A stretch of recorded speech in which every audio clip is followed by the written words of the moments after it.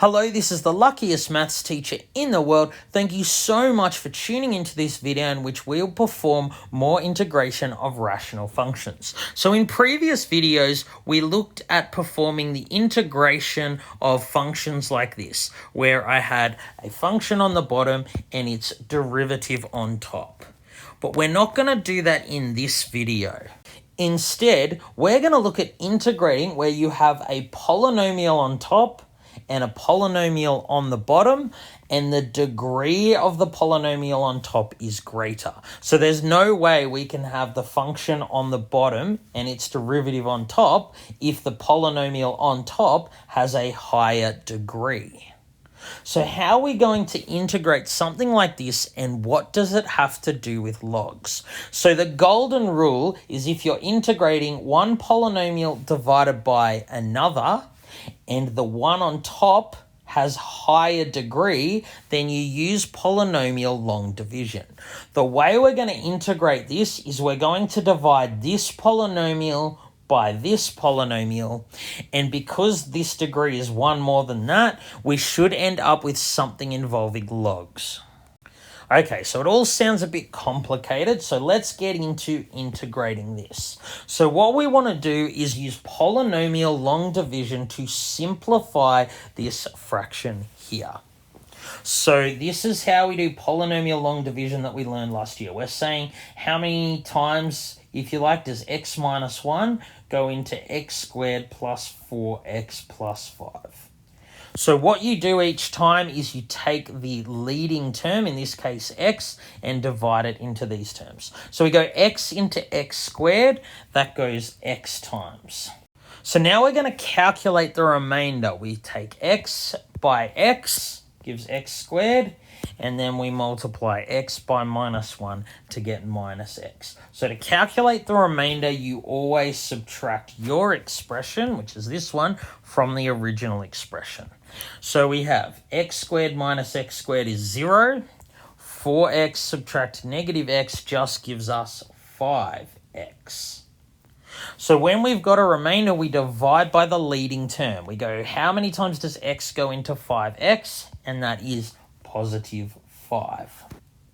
So we bring down the 5 now for the next term. And then whenever we get something up here, we calculate the remainder by multiplying this by our linear term. So we go 5 times x is 5x, 5 times negative 1 is negative 5. So now we calculate the remainder by subtracting.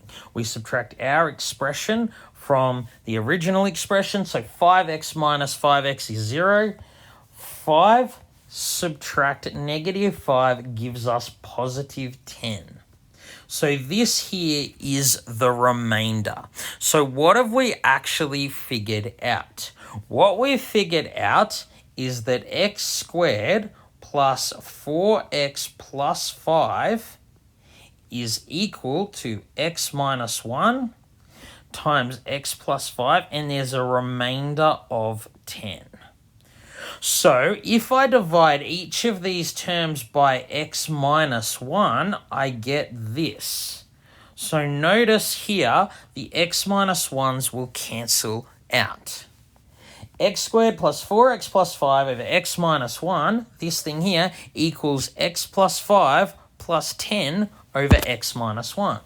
So if I want to integrate this, I just integrate exactly what we found. I integrate x plus 5 plus 10 over x minus 1.